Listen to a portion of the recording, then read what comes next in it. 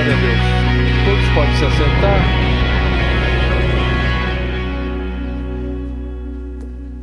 Que a paz do Senhor Jesus continue reinando em todos os corações. O nosso tema hoje é bastante relacionado com o que eu vivi, que muita gente viveu, inclusive da minha família. O dia de ontem foi um dia triste e alegre. Mas como é que é esse negócio? Triste e alegre? É. Triste porque minha cunhada descansou. Alegre porque eu estava aniversariando, completando 71 anos. E aí, Deus me mandou falar para vocês o seguinte: aprendam com os paradoxos. Aprendam com os paradoxos. E veja que eu vou trazer aqui aquilo que nós falamos ou lemos nas Beatitudes, né? Como é que é esse negócio? Mesmo Jesus fala direitinho para a gente, explica para a gente. Bem-aventurados os que choram. Peraí, felicíssimos os que choram. Mas e Jesus não estava falando de choro de alegria, não. Estava falando de choro mesmo. Bem-aventurados os que choram, porque eles serão consolados. Bem-aventurados os pobres de espírito. Mas peraí, como é que eu sou pobre de espírito e sou felicíssimo? Porque deles é o reino dos céus. Então, como é que você administra um paradoxo? Olha, a vida de Paulo, preste bem atenção. Como é que é isso na prática? Como é que é isso na prática? Conviver com paradoxo. Bom, antes de mais nada, paradoxo é bom que você entenda que paradoxo é uma figura de linguagem na contradição. Você tem tese e antítese caminhando juntas. Uma contradição. Eu estou como eu estava ontem. Triste e alegre, alegre e triste. E eu me lembro que até a Maristela me lembrou disso, que aconteceu no dia 16 de setembro de 2023, na celebração do casamento da Mara e no ato fúnebre do Ebinho, do meu sobrinho, no mesmo dia. Como é que você administra isso? Esse legado adâmico, que não nos dá uma regularidade, é uma sazonalidade, porque você fala, você sabe que a vida tem uma sazonalidade, mas essa sazonalidade do paradoxo é um negócio complicadíssimo. No mesmo dia eu estava contando, agora para a Maristela, a Marta estava ouvindo, no mesmo dia eu já fiz apresentação de criança, casamento e funeral. O mesmo casal, fiz noivado, casamento e funeral do casal.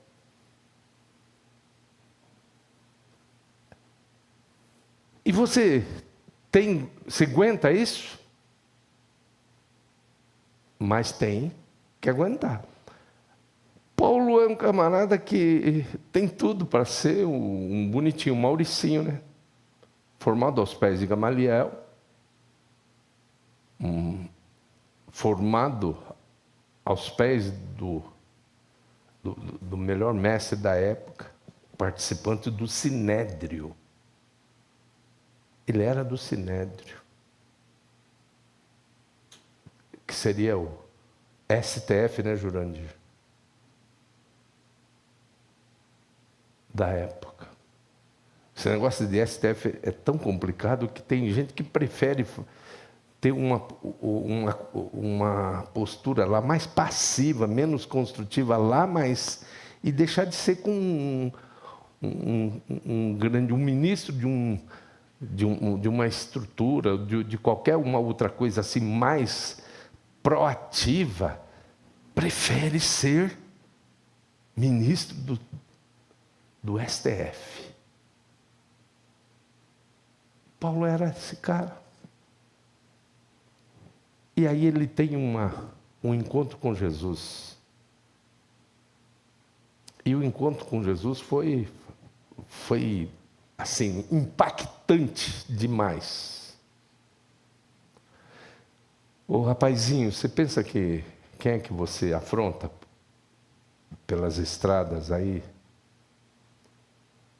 Contra quem você está recebendo cartas para perseguir e matar? Contra quem você pensa? Você pensa que é para gente largada aí? Não. Você está batendo de cara contra mim.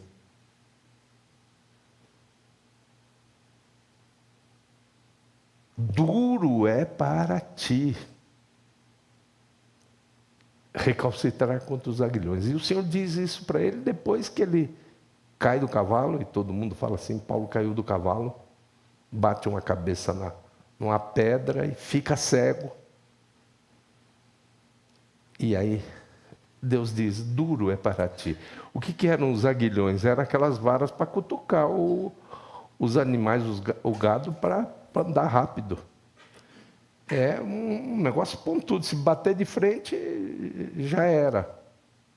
Dá mais do que aquela medida da arma branca, né? A arma branca, antiga, não sei quanto que era, 4 ou 6 dedos, né? Que ela é considerada arma branca ou não. O aguilhão fazia mais do que isso. Perfurava mais profundo do que isso. Aquela vara. E falou, me enfrentar é isso exatamente que está acontecendo com você. Ele fica cego, e aí ele tem que... Deus quebra ele no meio assim. Sabe quem é que... Eu vou te curar, mas quem vai ser usado vai ser uma pessoa simples, que você persegue. Aí Deus diz para o servo dele lá, vai lá. Mas lá, naquele cara, aquele é uma fera, aquele é um perigoso. Vai lá. E esse servo de Deus vai lá e ministra a cura. Deus o cura, mas ele é um instrumento. E aí Paulo começa a notar que existe sim, para andar com Deus, tem que andar entendendo que é um estilo de vida que você pode chamar de paradoxal.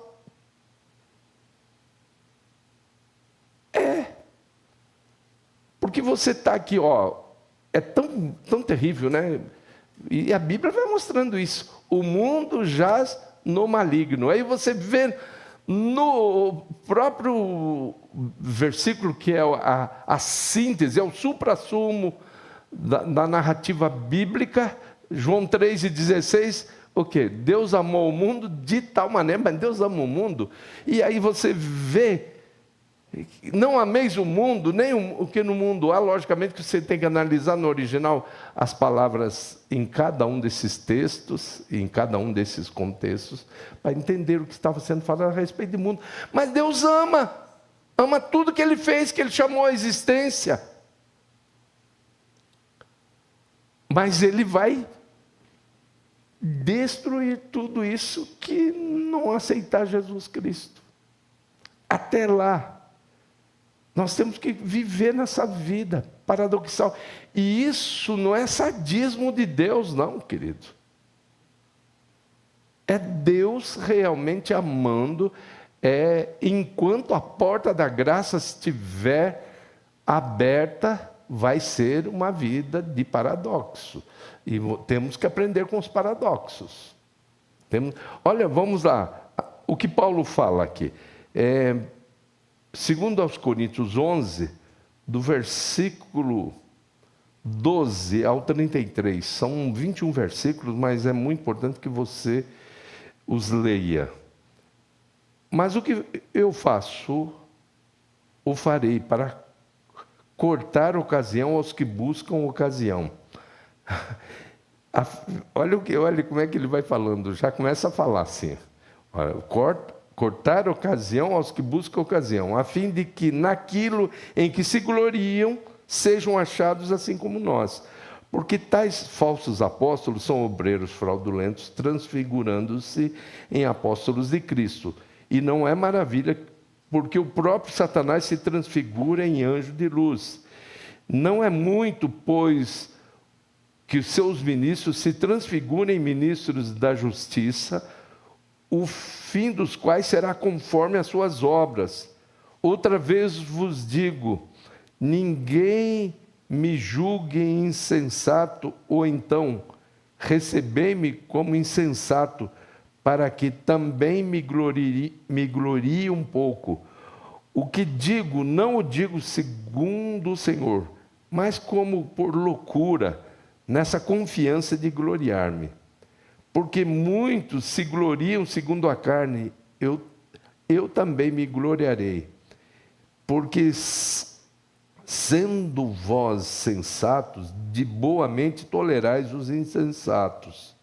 Pois sois sofredores, se alguém vos põe em servidão, se alguém vos devora, se alguém vos apanha, se alguém se exalta, se alguém vos fere no rosto, envergonhado digo como se fôssemos fracos, mas no que qualquer um tem ousadia, com insensatez falo, porque eu também tenho ousadia. São hebreus? Também eu. São israelitas? Também eu. São descendência de Abraão? Também eu. São ministros de Cristo? Falo como fora de mim. E ainda mais, eu ainda mais. Em trabalhos, muito mais. Em açoites, mais do que eles. Em prisões, muito mais. Em perigo de morte, muitas vezes. Recebi dos judeus 5 quarentenas de açoites, menos um. 3 vezes fui açoitado com varas, uma vez fui apedrejado, 3 vezes sofri naufrágio, uma noite e um dia passei no abismo, em viagens muitas vezes, em perigos de rios, em perigos de salteadores, em perigos dos da minha nação, em perigos dos gentios, em perigos na cidade, em perigos no deserto, em perigos no mar, em perigos entre os falsos irmãos, em trabalhos e fadiga, em vigílias muitas vezes, em fome e sede, em jejum muitas vezes com frio e nudez. Também das coisas exteriores me oprime. Cada dia o cuidado de todas as igrejas. Quem enfraquece, que eu também não enfraqueça. Quem se escandaliza, que eu também não me abrase. Se convém gloriar-me, gloriar-me-ei no que diz respeito à minha fraqueza. O Deus e Pai de nosso Senhor Jesus Cristo é eternamente bendito, e Ele sabe que eu não minto. Em Damasco, que governava sob o rei Aretas, pôs guardas às portas da cidade dos Damascenos para me prenderem. Eu fui descido num cesto, em uma janela da muralha, assim escapei das suas mãos.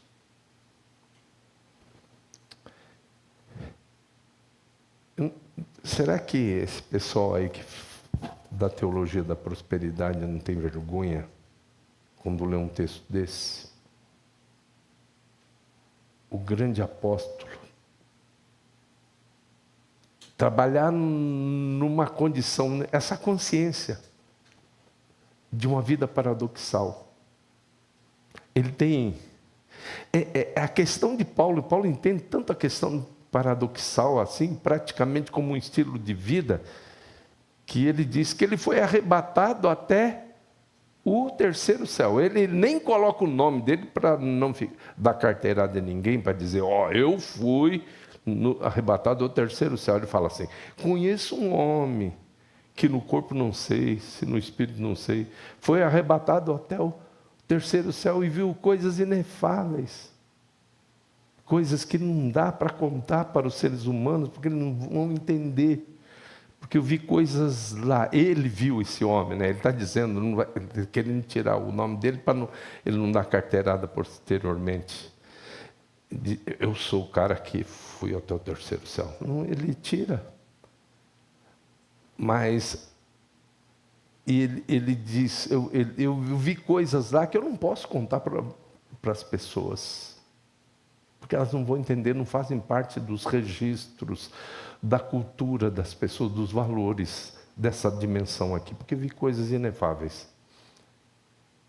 E aí ele diz, aí ele coloca, chama para ele, ele fala, e para que não me exaltasse pela excelência das revelações, para que ele não ficasse inchado, foi-me dado um espinho na carne, a saber, um mensageiro de Satanás que viria para me esbofetear, acerca do qual orei 3 vezes, para que se afastasse de mim, mas o Senhor me disse, não vou afastá-lo de você não, a minha graça te basta, porque o meu poder se aperfeiçoa na fraqueza. E aí ele estabelece o paradoxo crucial, meu irmão. Crucial, minha irmã. Deus dizendo, o meu poder se aperfeiçoa na fraqueza.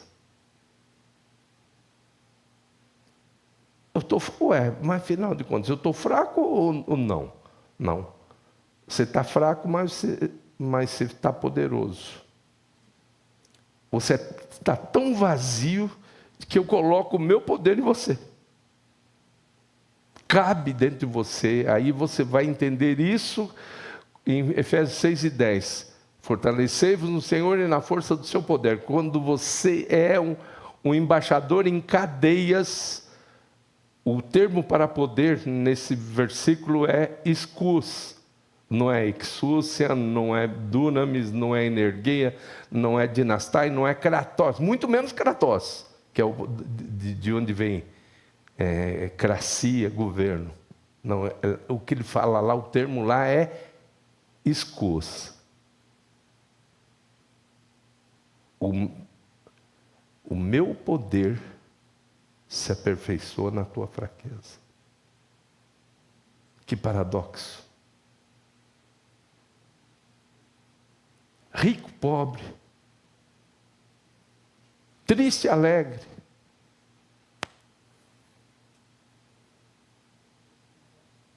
E eu tenho impressão, porque eu estou nesses últimos tempos, e sempre fiz isso, mas agora de uma maneira mais, assim, mais fiel aos comandos de Deus. Eu estou trabalhando, tenho certeza que Deus está preparando o seu povo para a grande tribulação.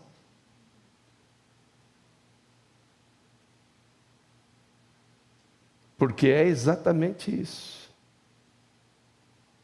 Paradoxal.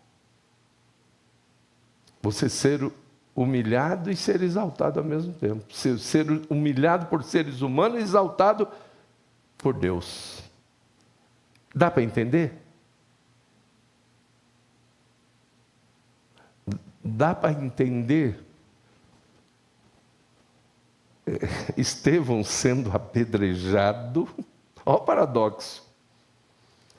Ele é apedrejado, Paulo, e esse Paulo mesmo que fala tudo isso aqui que eu li, Antes disso, dele cair do cavalo, dele passar por aquela experiência de ser curado, e de ser batizado, e se tornar o grande apóstolo que foi, ele estava lá segurando as túnicas dos caras que estavam apedrejando Estevão.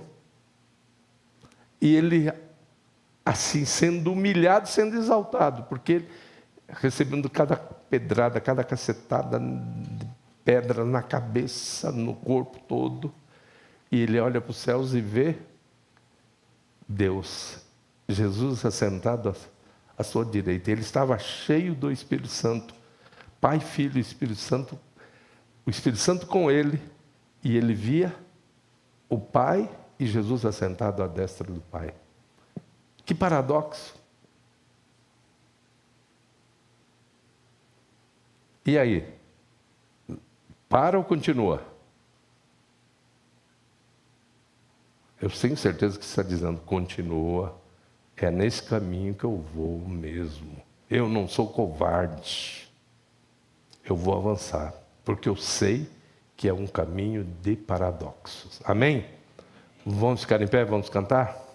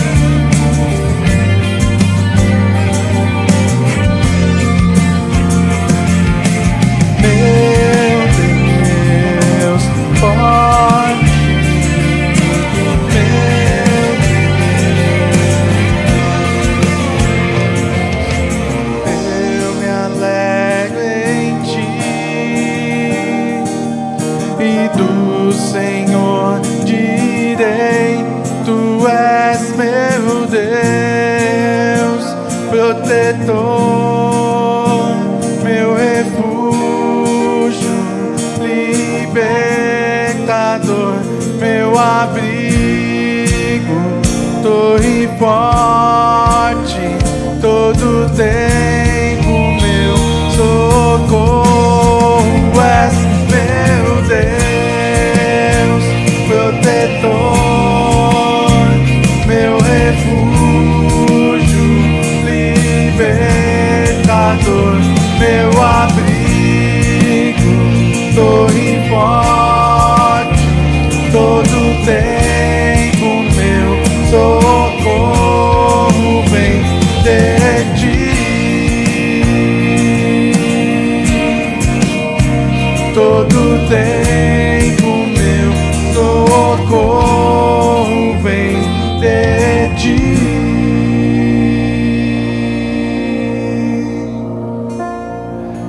Nós temos que aprender muito com o cenário que foi ministrado, que foi administrado por Jesus Cristo no seu ministério terreno. Lições e mais lições ali. Você vai ver que os milagres, principalmente os de João, são altamente pedagógicos, ensinadores, os milagres e todas aquelas cenas. Uma das coisas mais lindas que ensina nos relatos do ministério terreno do Senhor Jesus diz respeito ao seu melhor amigo, Lázaro. Lázaro não era sumo sacerdote, Lázaro não era sacerdote, Lázaro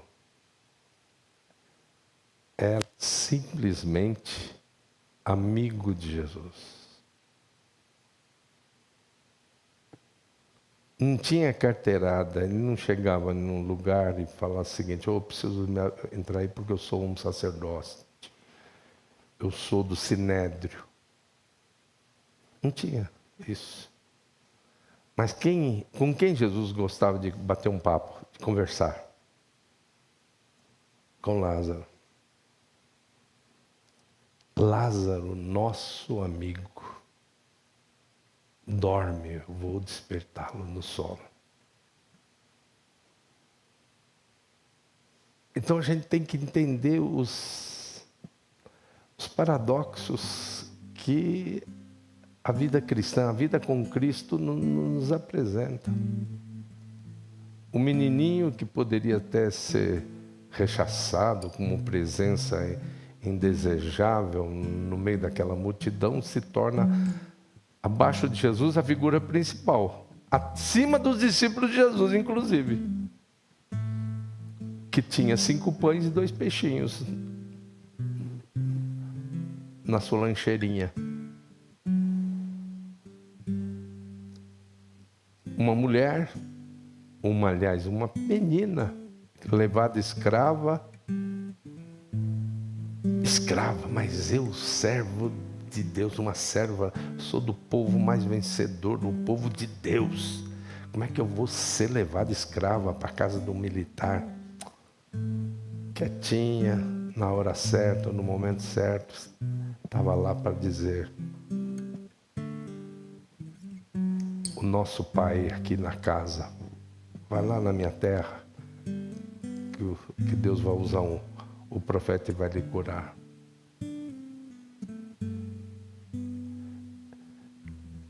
Se você não entender isso, você vai sofrer demais.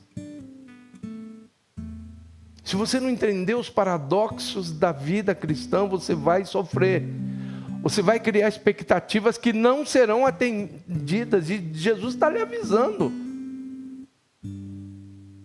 Quem falou que ele disse que nós teríamos vida boa? Ele diz, outro paradoxo, bom ânimo com aflições. Falou, olha, tende bom ânimo.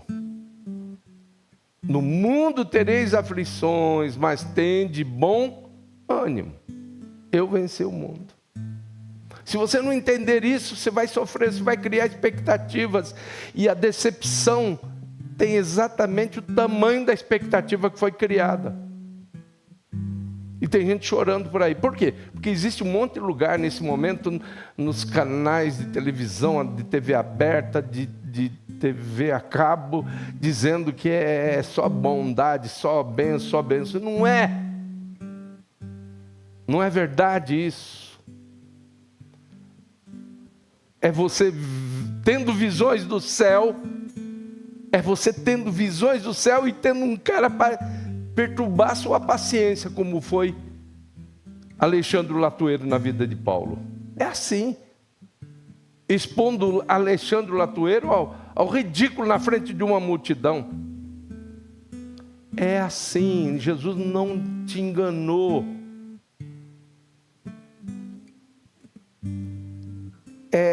É ter um governante sem vergonha como Herodes foi. Então, agora, por que essa tristeza nos cantos da vida? É exatamente aí que você tem que entender. Exultai e alegrai-vos, porque é grande o vosso galardão nos céus. Definitivamente, assuma que você entrou no caminho dos paradoxos. Até a volta de Cristo vai ser isso.